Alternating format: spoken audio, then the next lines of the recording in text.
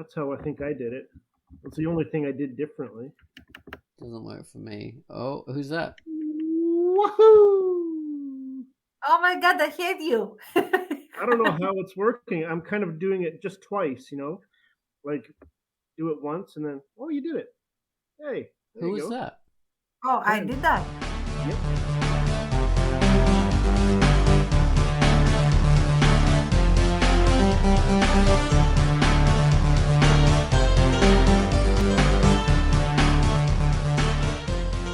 Hello and welcome to the Quackcast. This is the Drunkduck Quackcast, and I'm Ozone Ocean, the drunkest of the ducks, which isn't true because I'm almost never drunk. And then we have Baines and Tant Serene. Hello. Hello. Hello. So this week we're chatting about these bad writing and good writing of, as it refers to, stereotype characters.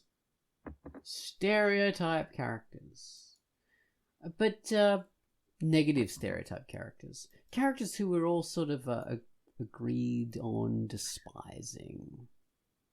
Anyway, that's my the way I'm sort of tackling it.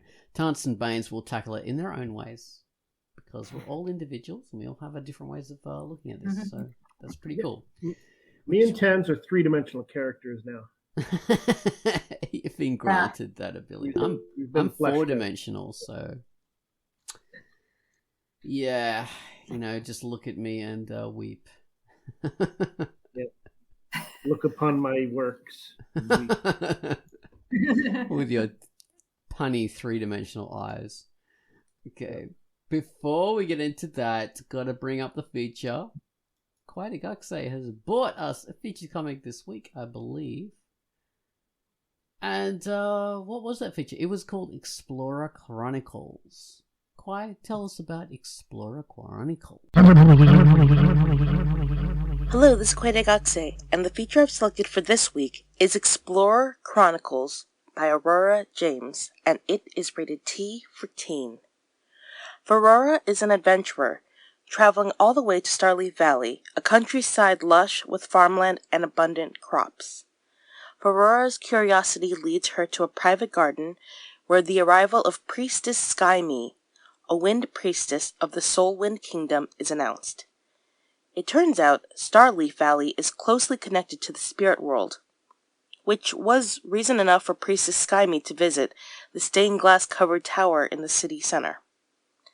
The mystical secrets behind the origins of magic are about to be revealed, especially for those whose wishes are to become a heroic explorer. The majority of the comic archive is drawn using professionally clean black and white line work with chapter title pages in full color. Feline adventurous? Then read Explorer Chronicles by Aurora James, rated T. And that was the featured comic Quackcast gave us, which was Explorer Chronicles. Okay.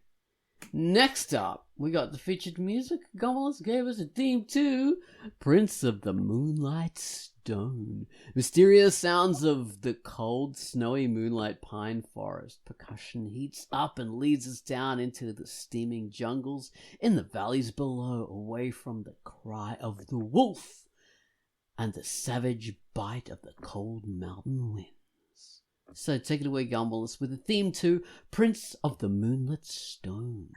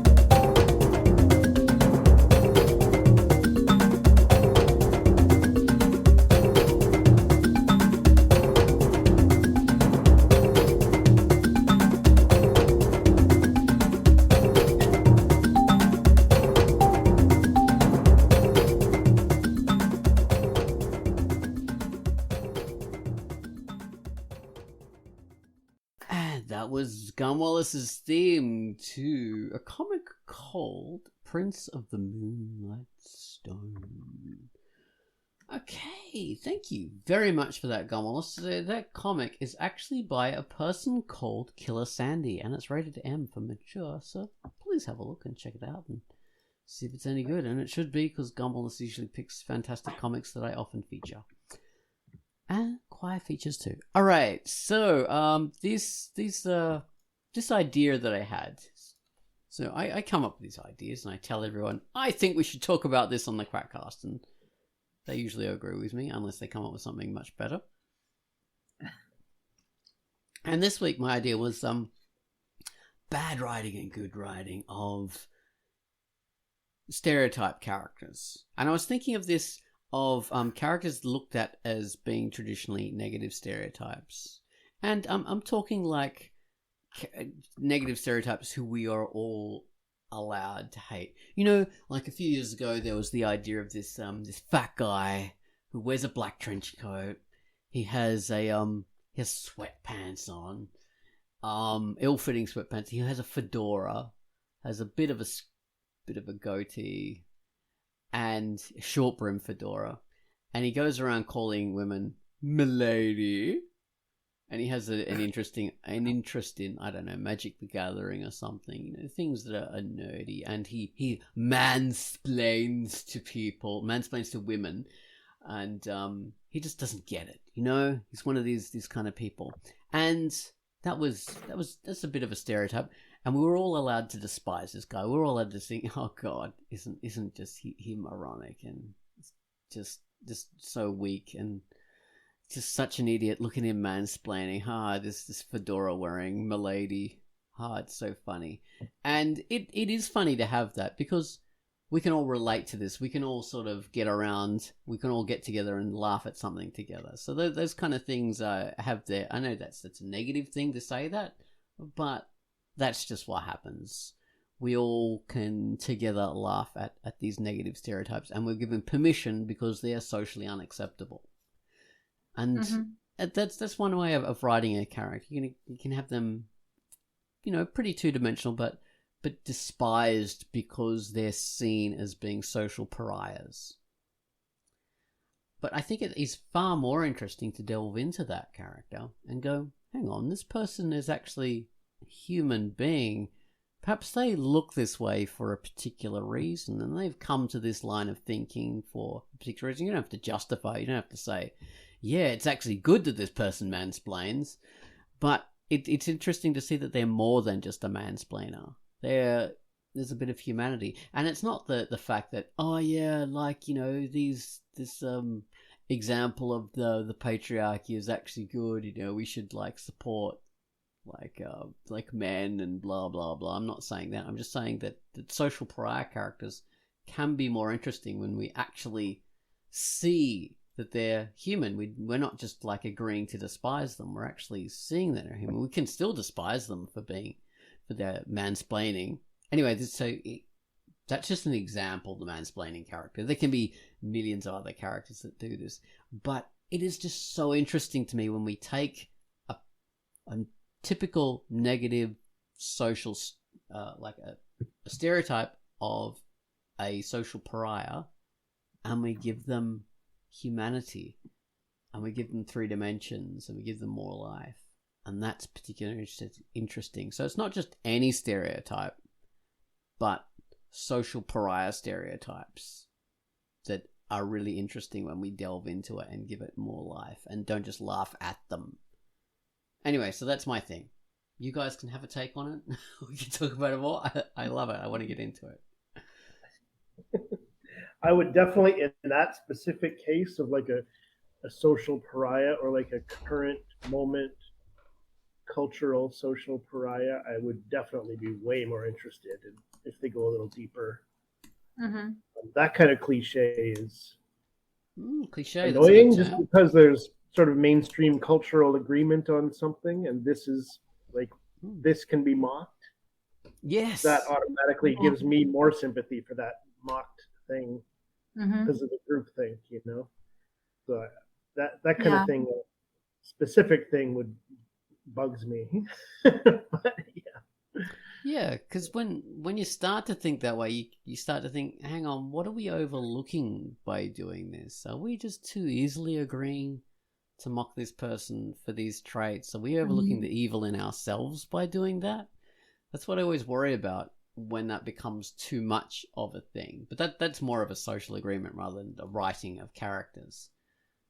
But Well, again, it depends because these kinds of characters that are like, well, code for now comes the time to hate on someone in the story. Like here you are. Now is the time to point and laugh, or now is the time to point and growl. You know, whatever it is, because X character has made the scene, and this is the dude that everyone should be hating for whether it is social reasons, actual reasons, like objectively you should not be identifying with that person, whatever.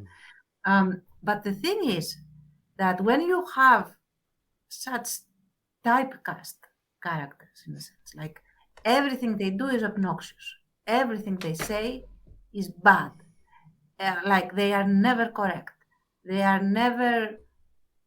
Um, I'm not even gonna go to nuance, but then you might easily get this person to say something that should be discussed and should be considered, but because they are saying it, you dismiss it immediately. yeah, Like, for example, you could have the obnoxious hipster nerd, like not nerd, the hipster guy with the with the Starbucks chai and you know the scarf and the hat and the attitude. You know, some personally, this is like one character that really gets under my skin. I don't know. There's something very palatable about such a character. Although I like Starbucks and I like hats and I like scarves, somehow I don't know what happens. I like chai. Yeah, I mean, I also like chai. I don't know. I don't know. There's something. Um, However, imagine this person talking about, for example, climate change in the story, or talking about socialism, you know, or talking about, you know, whatever, what have you, some kind of social issue. But because the writer has chosen to have this person talk about it obnoxiously, what is the audience going to do? A, reject it, and also B, associated with this obnoxious twat kind of character. So, Yeah. yeah, that's why Or, I like that. audience. Sorry, go Right. ahead. Oh, sorry. No, please go ahead. Yeah. No, that was it. I said it. I was just going to say, or the audience will look at that, nowadays, that, for example, and say, oh, you, like, this show is obviously taking the opposite point of view. Like, they're putting stuff, we'll just say hypothetically, like, I agree with something that this hated character is saying. It's like, oh, like, obviously the show is not for climate change action or whatever it happened to be. Yeah, absolutely. Like, has an agenda. Yeah, there's an agenda. Yeah, absolutely. Absolutely. That But kind of you stuff have is to be like at least savvy to that sort of thing.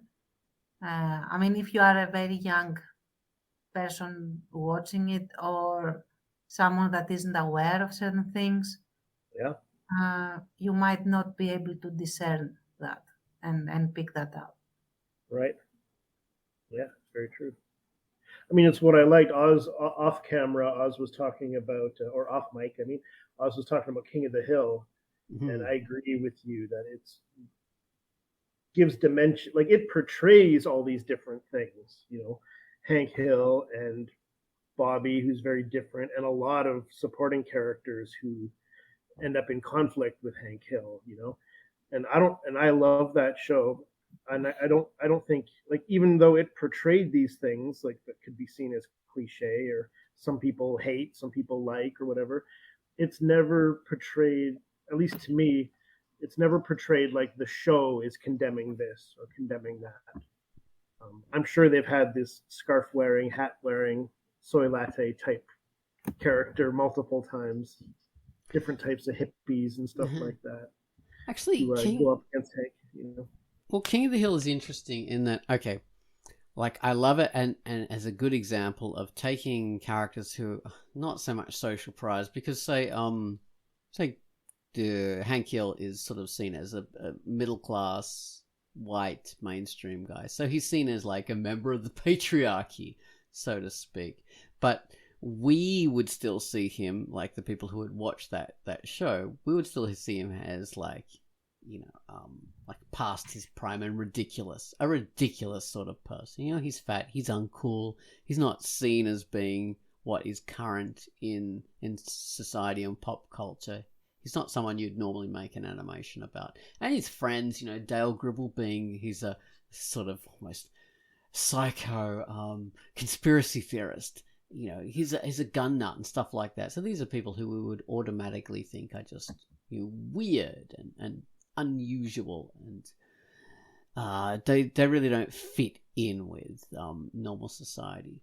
But this show really humanizes them and shows them like as three-dimensional people, and shows motivation and reason for how they're being, and doesn't show their extremely nerdy and silly niche interests as being wrong or stupid. But on the other hand, it does actually treat various like side characters as total cliches. And I'm talking about like the extremely left-wing like teacher or substitute teacher or like government official.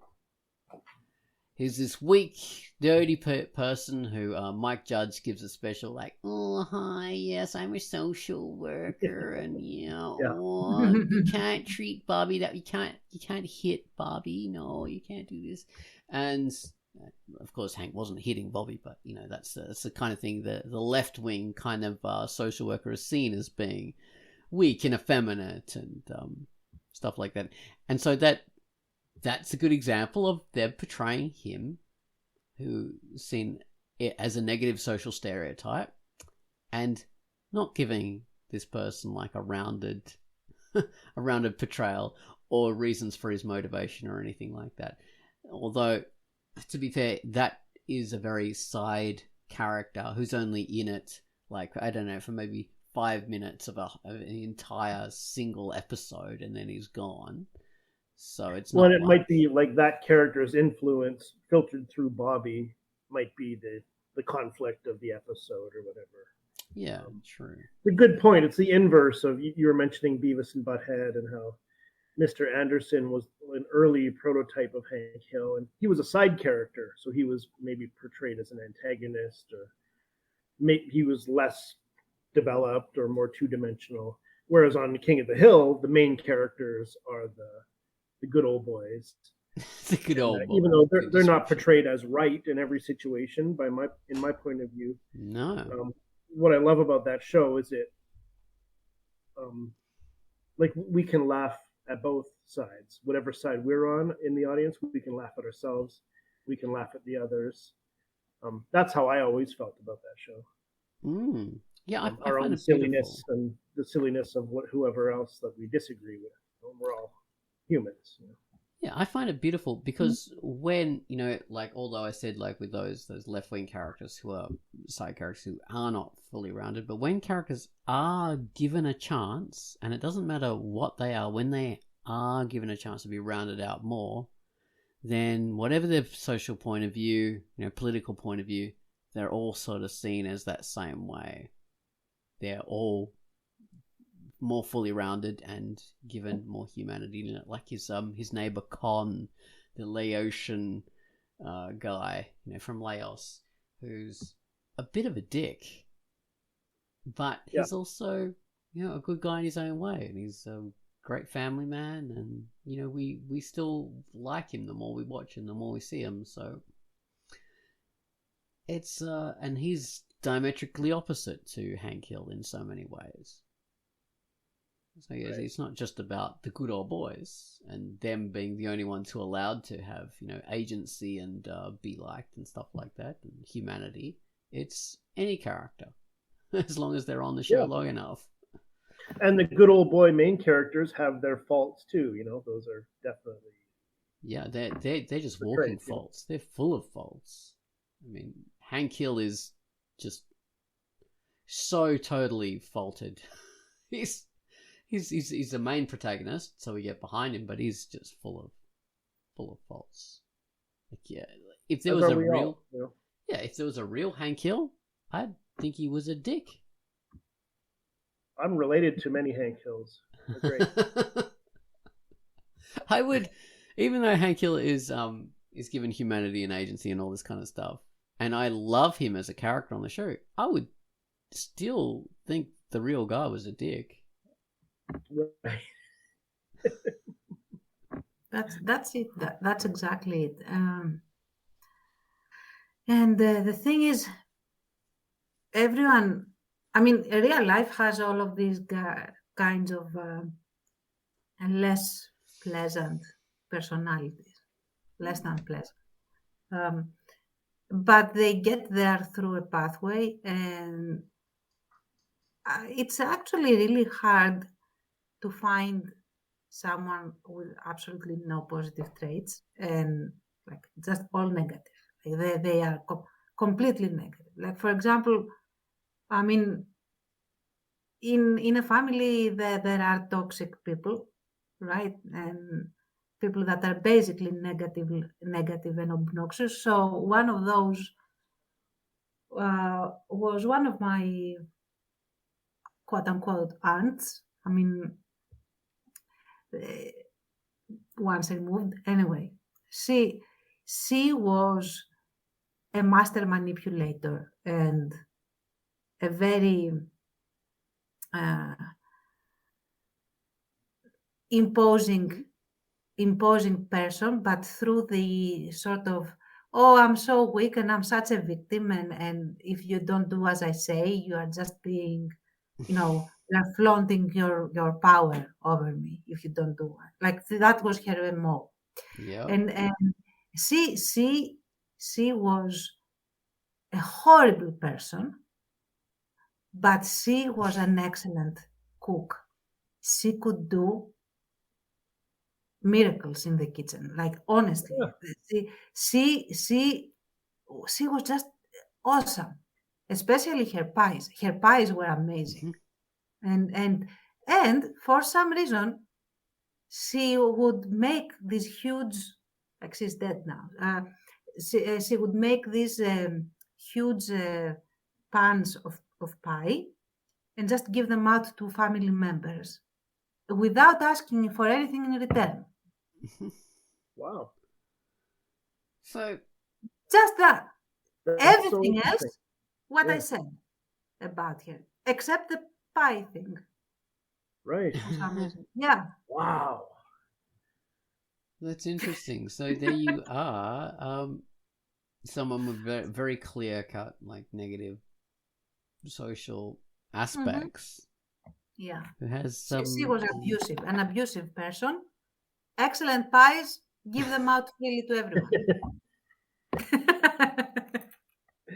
And then on her, anyway, Mike Judge is bringing back King of the Hill. Maybe this sounds like an episode. The beginnings. We should pitch it. It would be. I mean, she would be a character. I mean, and that's the thing.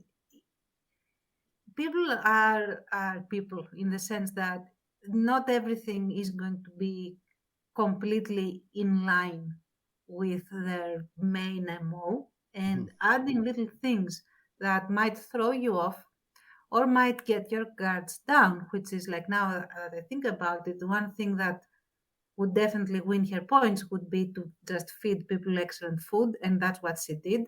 And then you felt a little bit more ingratiated towards her and stuff. So that could even be part of her toxic thing that she did.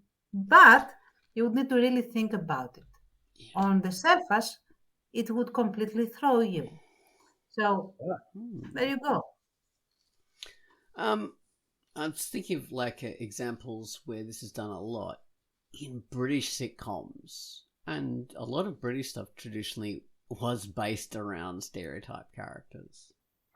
They just do it that way. I don't know why. It was just a common thing, a style choice for British comedies. And I love them, but they often are. Even things like, say, super popular thing like Blackadder. Love Blackadder. But these characters are just based on absolute stereotypes, and they revert to type. None of them grow. None of them have much beyond what they are. So there's the 4 different seasons, and there's the specials. But the 4 main seasons, you have characters like Percy and Blackadder himself, Baldric, the Prince George, the regent. And I love them, and I love the show, but they're all one-note characters. They're just there to tell the jokes. But you know what, though? The structure of that is entirely different, because I see all these characters that are very two-dimensional. All of them are, as like color pencils in a set, and they are used to paint a picture, but they are tools to showcase, to make a point about certain things. I agree with that. That's just, not. Yeah, so the there idea to build the story, but it's not just to build it. Like, they run a commentary, and the way that you pay attention to the commentary rather than the characters as characters. Like, I don't think anyone considers Blackadder or Prince George or whoever to be real people. They are caricatures. They're characters. But so my point is that those are good examples of characters who are just, very simple and two-dimensional and don't have much to them. And a lot of British comedy is done this way. And it's often not as clever as Blackadder, which is a very, very great example of something that is just created as, to make these jokes and to make this point, that kind of thing, like you're saying. But that's just not what Blackadder does, and it didn't invent that style just for that. This is, most of British sitcoms are done this way, with characters that are very two-dimensional and revert to type. And that has been something that's often done. And the point I was trying to make was, this is often done with the negative stereotype characters, the social pariah characters. And there are quite a few of those done. I mean, it's hard to name them, but like Men Behaving Badly was a famous one from the 1990s, with characters who are, laddish. They pretty much created this lad culture, which was a very popular thing back in the 90s in just British comedy and a lot of British culture. And we were meant to sort of see these examples of pathetic man-child men who, didn't know how to wash up for themselves, and were dirty and disgusting, and they objectified women. And, this was just something, and they were never more than that. They were always laddish, because that's just what men were. So, there was that kind of stuff. I mean, and they were never really humanized beyond that. Even in the show, these characters were never kind of given a bigger life. So, this is just something that is a common stylistic trait from something like The British Office. Fantastic show. I love it. It's beautiful. It's great in every way. But the characters, and it's meant to be portraying a sort of like a stylized image of real life, almost a very realistic image of real life. These characters are just totally one note. There's this character Gareth, played by Mackenzie Cook, and the American version is Dwight Schrute. Baines, you might know the American Office, do you? Oh yeah. So he's Dwight Schrute in the American Office, right? In the British Office, it's Gareth. And he's seen as like someone who is like I don't know. He thinks he's really important. He thinks he's a good fighter. He takes himself too seriously. He's a bit of a man child, but he thinks he's like the bee's knees. I don't know. But he's never given much humanity beyond that. He's always seen as someone who takes himself too seriously, and you could laugh at him for being pathetic and for being his venal, and for thinking he is so great, and for thinking too big of himself. And this isn't done in a Blackadder way, So, but say the American version, and I'm not saying the British Office is bad writing, but I would say that character isn't great. So in the American version, we have Dwight Schrute. That's their version. And that character starts off the same way. He thinks of himself far more important than he is. He's a martinet. He's a taskmaster. He thinks he is the second in command, and we're all meant to bow down to what he says. And he's not. He doesn't have the power, but he imagines he does. One of those kind of people. Just a total dick. But as the series goes on, he's given more motivation and thoughts, and we see the reason why he is. And it's not like, he was abused as a child, so he behaves like that. No, they don't justify it in that way. He's just given more reasons for wanting to be that way, and for for being him. And we come to see him as more of a character, and we don't just despise him for his dickish ways. We sort of love him for his dickish ways. So I think that is a perfect illustration. Anyway, I've blathered on. Sorry, Tans, I'm just steamrolled everywhere. So No. Go. I mean, and that's another thing.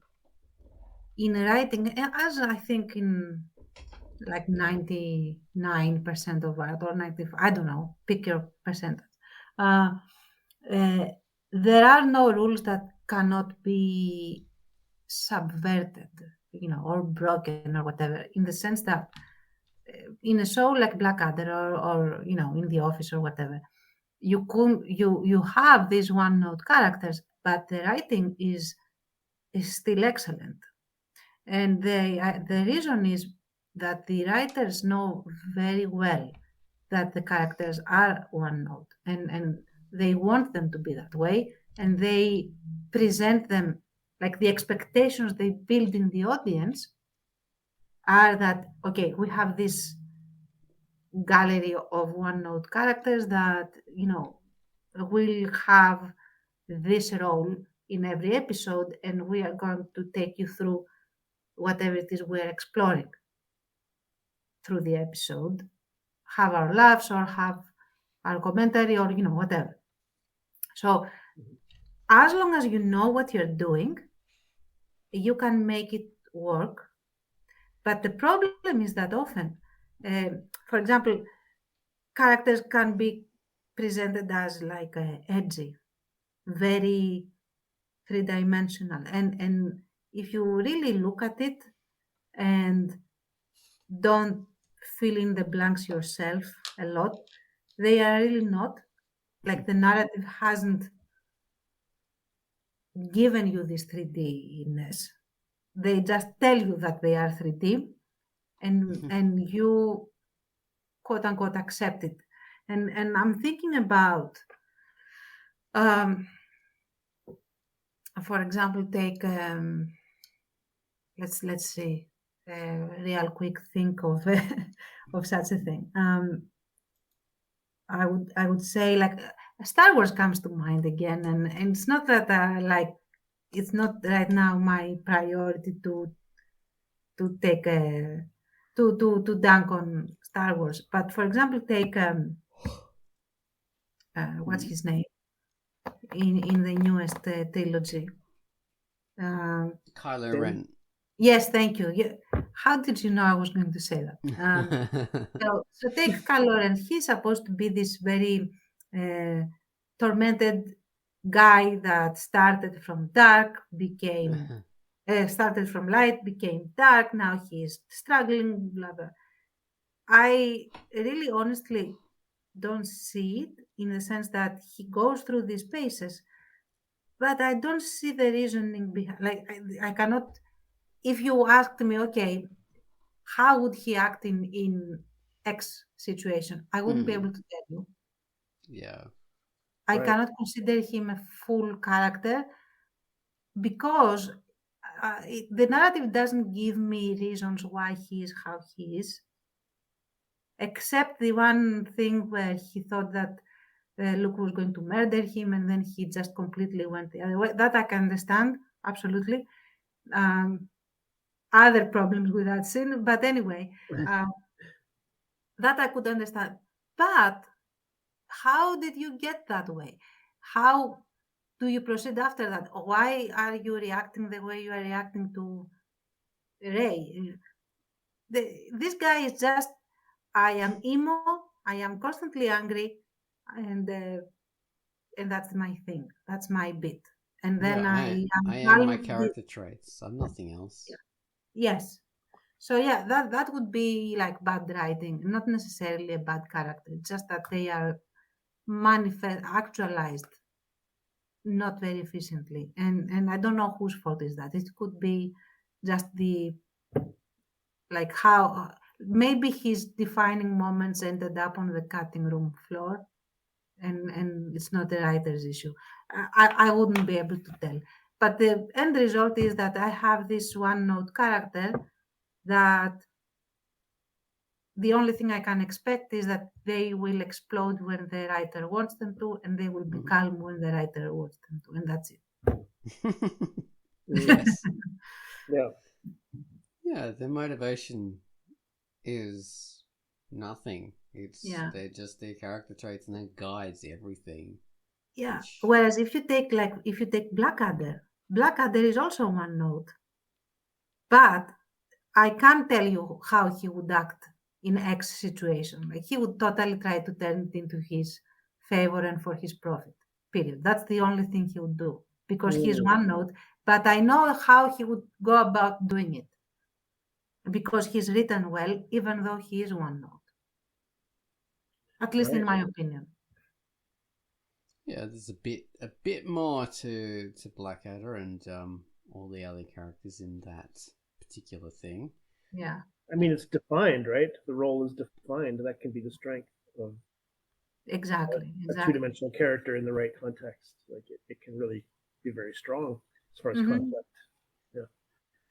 Although, I mean, you could argue that he's not really two-dimensional. I mean, there are some episodes where he has these moments where he tries to do something else and then circumstances make him go back to what he was doing. But like if he was in some different situation, they do play with that. They flirt with that. So I don't know. Maybe. But so Baldric, Prince George, Percy, there's nothing else to Percy. Yeah, Percy is a punchline. Percy's a punchline. Baldric is a punchline. Yeah. They're all just punchlines. Yeah. Baldric, I think, is like this. He's actually, I think, a genre-savvy character in the sense that he knows that he is the idiot sidekick, and he just leans into it. Like, I am going to be this to the fullest. I have a cunning plan, my lord. It's amazing that he always listens to them. Like, he humors him. Like, okay. Does it involve a turnip, Baldric?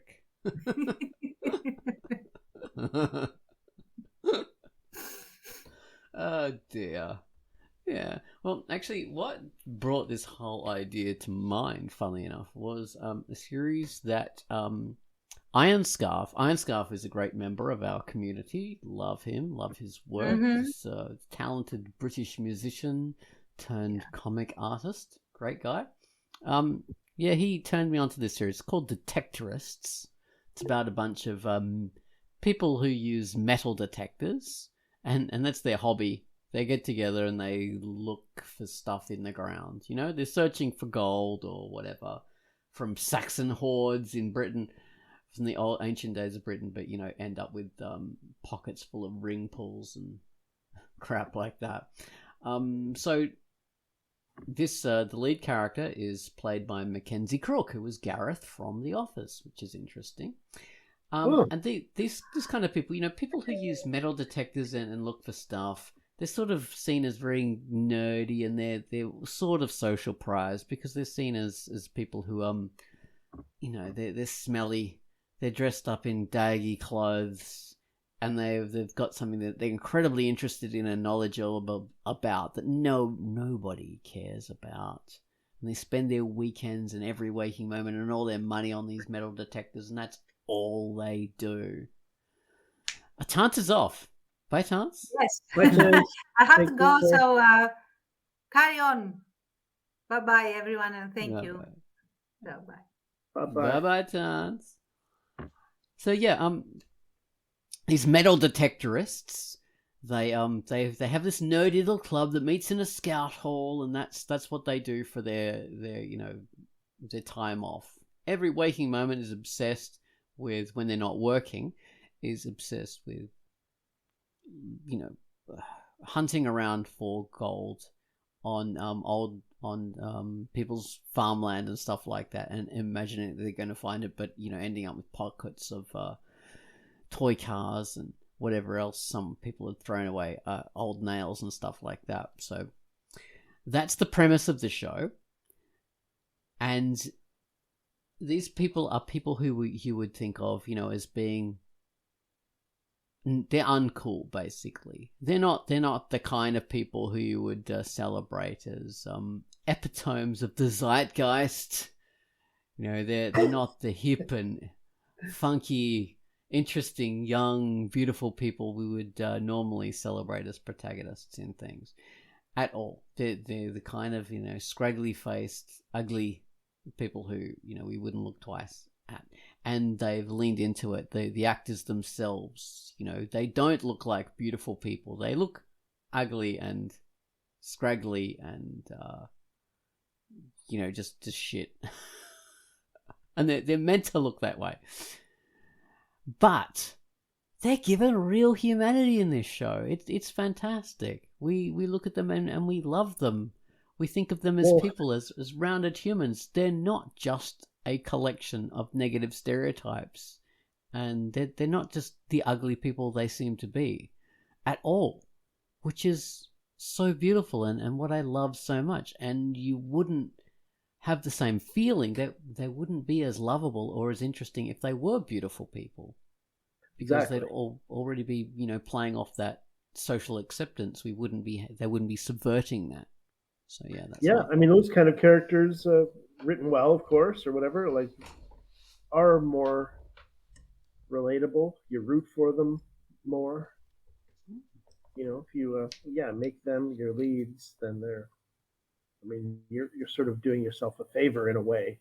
Like you said, if you lean into that, you're not mocking them, laughing at them, or maybe you are a little bit.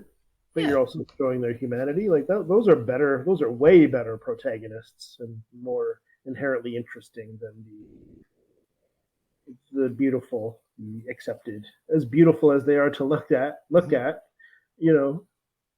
They are harder to relate to. It's like, well, they have everything. Why should I care about them?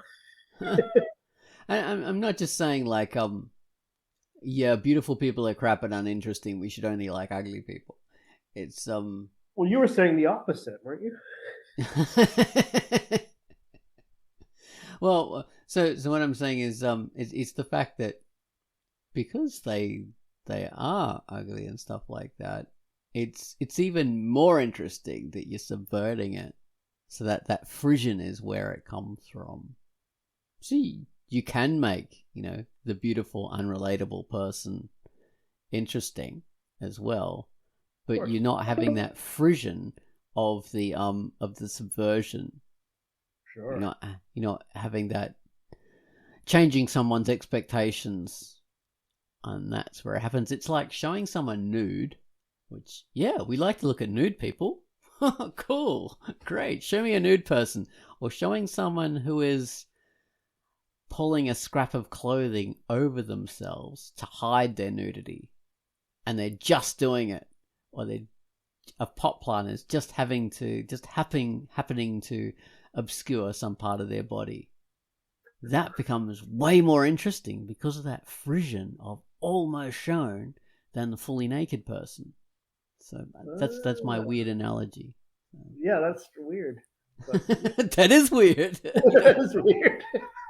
But yeah, I get you. Yeah, It's the Frisian that's interesting. right.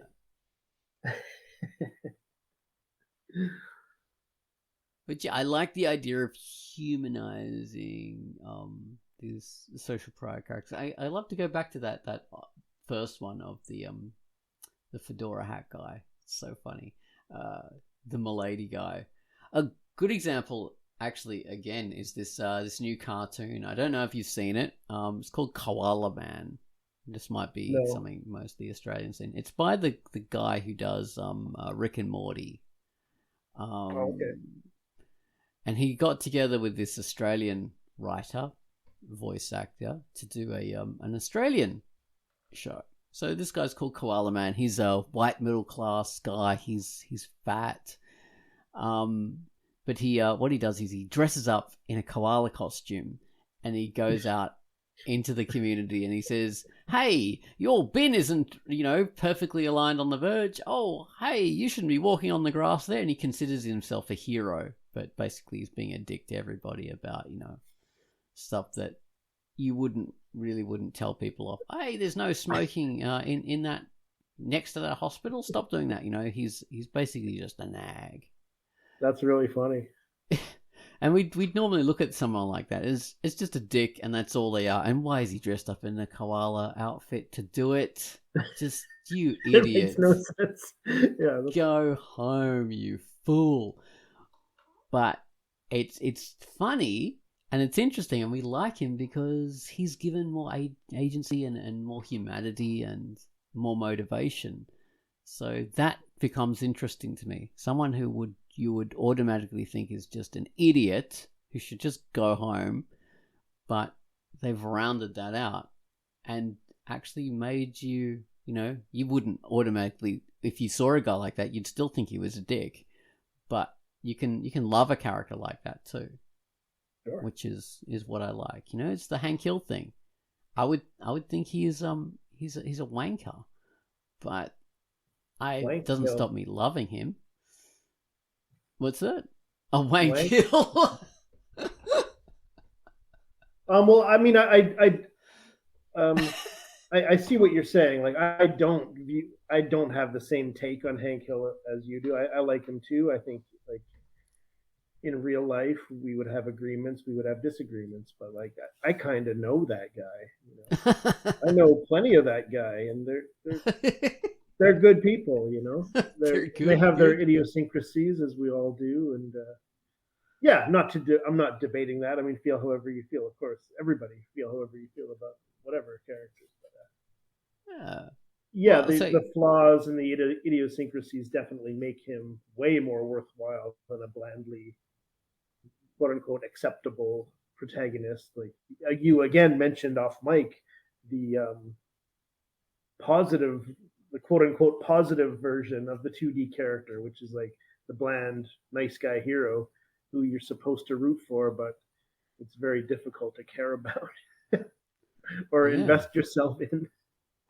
Or it could be like, versus the social pariah character, you might have the social heroic character, someone who is like, yeah, oh my god, we all like, climate change, that's a good thing, and we like, climate activism. We don't all, but it's like considered a good thing for people to like climate activism, and I don't know, someone who is railing against sexism, all this kind of stuff, and maybe they're a member of some kind of maybe they're transgender, whatever. Maybe there's something, they're seen as a bit of an underdog for some reason, and a bad writer will sort of write that person as being, yeah, you're meant to root for them because they're an underdog and because they have these particular traits that give them a bit of a disadvantage in society, but that doesn't automatically make them a sympathetic character or make them a lovable character. Those are just things they happen to do, and yeah, we can be on their side because of that, but they've got to be more than just that. It can't just be the things that we like and support, so that makes us like and support them. They have to be like actual, interesting, lovable, rounded people. So yeah, that's, I don't know what I'm going with there, but it's just the same as for social pariah characters. It's the same for socially accepted characters. Do you even know where I'm going with that? I lost my connection briefly. I couldn't talk, but I could still hear you. I was trying to comment on what you were saying also, but yeah, I heard what you were saying. Very interesting. I think like the pitfall there a lot of times is to take that type of person and give them no flaws. That like would be the bad writing pitfall number one for characters like that. You know, the person of color. You don't want to be seen as critical, and then you end up with a lot of characters or the trans character who is flawless. Which can have the reverse effect from what you intend. Now it we makes think people that not like them. It's bad writing. Yeah. It's bad character writing. That is bad. I always worry about that when people raise up one of these characters like an underdog character too much, and it results in the opposite effect of what it is meant to have. And really, they're thinking they're being, you know, positive. They think they're being like socially responsible by doing this, but they're not, because that is a species of what they call, I think, benevolent. Like it can be like benevolent sexism, benevolent racism. That's what we call it by saying, you know, oh wow, aren't great people, aren't black people great at sports and they have a great sense of rhythm? You know, comments like that is a really extreme example of that thing. You know, you think you're being positive, but what you're really doing is just being racist or being sexist in a seemingly positive way. And giving those characters no flaws is another example of that, because you're robbing them of their humanity and their roundedness and their realness. You're not turning them into real people. You're just turning them into symbols, which is, they can't be human then. Yeah. It's like Lisa Simpson. The reason why, like, I hated her when she was in the early days of Simpsons, because she's just the perfect little girl. She's always right. She's always smarter than Homer. She's always smarter than Bart, and everything she does is right. And that's a very sexist I've heard character. the writers, the Simpsons writers, have said later, have admitted here and there that, oh yeah, Lisa is me. Lisa is me. Yeah, like almost every writer, like, oh yeah, that's me. And you know, her character has been ended up defined in a certain way. She has her certain territory, but to make her always, but then. The right. People may, among other reasons, people might hesitate to give her any flaws or have her be wrong very often. Maybe they address that later, I don't know. And that was an extremely sexist character, because she's not allowed to be human. She's not allowed to be funny and silly like Homer. Homer's just not someone we think of as a buffoon. Homer is like lovable.